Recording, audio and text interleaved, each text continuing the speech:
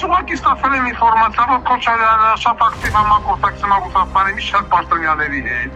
Նրանց հետ է շարունակակցել ձեռնարկում, դրել է Վարդան Ղուկասյանի ձայներն այն կիսում մեջանում, որի եթե մենա բաթում եսիա ձայները կվեկալեմ, կամ նենց անենք, որ եթե դուք ունեք հնարավորություն խոչընդոտել, որի չկարողանա տեղաշարժվի խոչընդոտեք, բնականաբար ես պիտի ցույց տայի այդ